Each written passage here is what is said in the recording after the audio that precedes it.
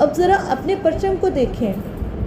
ہم روز سبز ہلالی پرچم دیکھتے ہیں نا، لیکن کیا ہم نے کبھی سوچا کہ اس کے رنگ ہمیں کیا بتاتے ہیں؟ پاکستان کا موجودہ جو قومی پرچم ہے وہ 11 اگست 1947 کو دستور ساز اسمبلی نے منظور کیا تھا. کب بنا تھا ہمارا پرچم؟ 11 اگست کو. اور 14 اگست کو ہمیں آزادی مل گئی تھی. یعنی کہ آزادی سے صرف 3 دن پہلے اسے سید امیر الدین قدوائی نے ڈیزائن کیا تھا. ٹھیک ہے. سبز رنگ پرچم کا گہرا سبز حصہ پاکستان کی مسلم اکثریت کی نمائندگی کرتا ہے.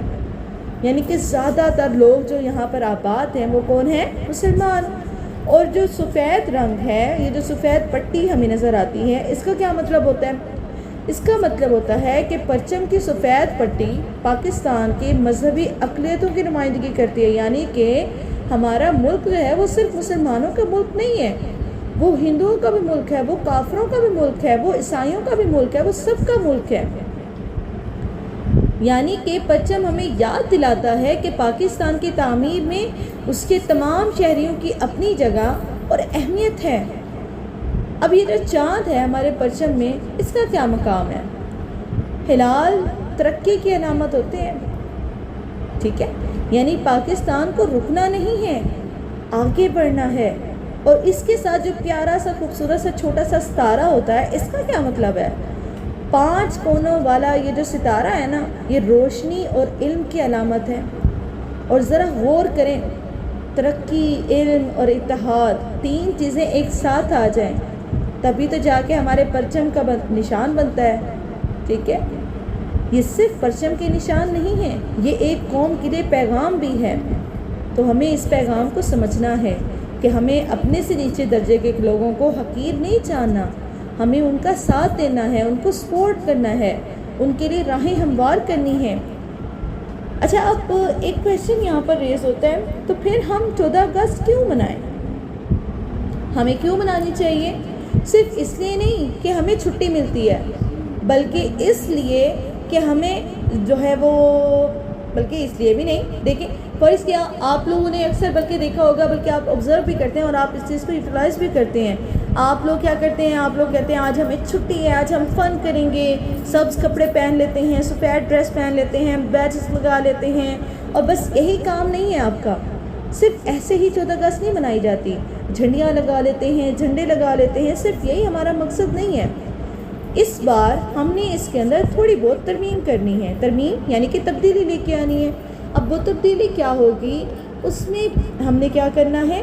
ہم نے ایک سبز پودا اگانا ہے، ایک درخت کی بنیاد رکھنی ہے، ایک چھوٹا سا پیڑ اگانا ہے. کس کے لیے؟ اپنے لیے. کیونکہ آپ کو پتہ ہے اس ٹائم پاکستان پولیوشن کے لحاظ سے سب سے آگے جا رہا ہے. اور وجہ کیا ہے؟ ہماری اپنی خرابیاں. ہم نے پیڑ کاٹنا شروع کر دیے ہیں، ہم نے جگہ جگہ ڈسٹ پکڑنا شروع کر دیا ہے، کچرا، آگ لگانا، یہ ساری چیزیں، یہ ساری خرابیاں کہ کون کر رہا ہے؟ ہم کر رہے ہیں. ہم اپنے ملک کی خوبصورتی کو ختم کرتے جا رہے ہیں.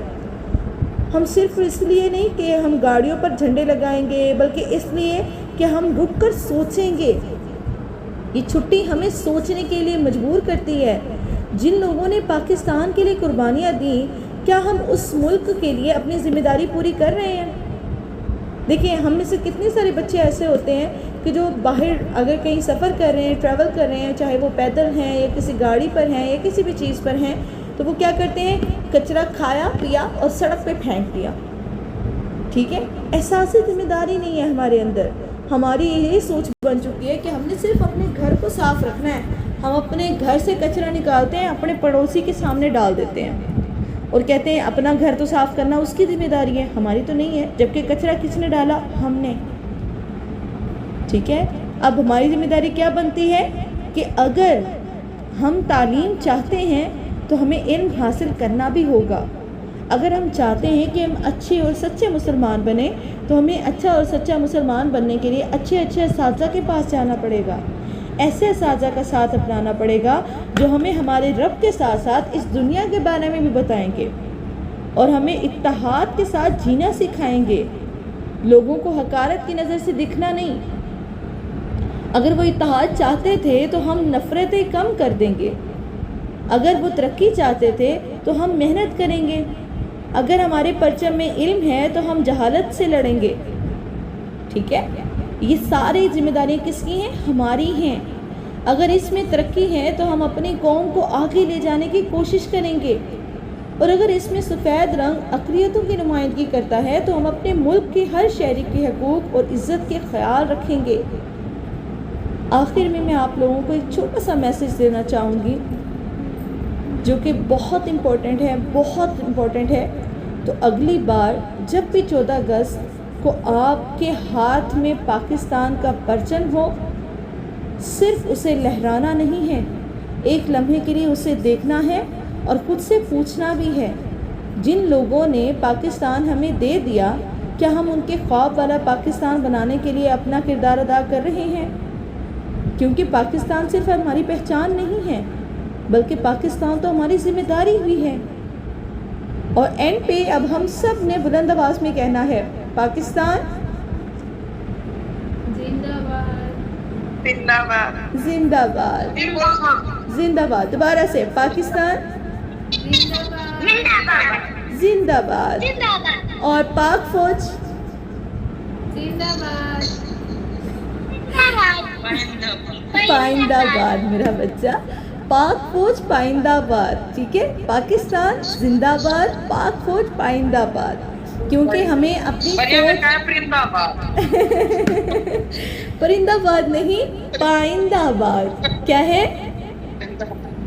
پائندہ باد۔ ہاں جی، آج کی سٹوری ہمیں کیسی لگی ہم سب نے گروپ میں بتانا ہے۔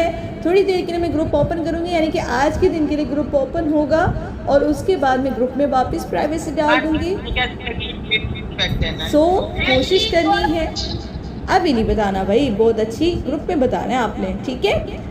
جن بچوں نے سٹوری جی کے مارا تو میں جا رہی ہوں ادھر، تو میں تھوڑی کہانی کے لیے رک گئی تھی، تو اس لیے میں جا رہی ہوں، ٹھیک ہے؟ اٹس اوکے، اللہ کریم، جزاک اللہ بیٹے، اللہ حافظ، فی امان اللہ۔ دعا میں یاد رکھیے گا، اپنا خوب سارا خیال رکھیے گا، اور جس بچے کی کہانی مزے کی لگی ہے اس نے مجھے بتانا ہے، ٹھیک ہے؟ اللہ حافظ۔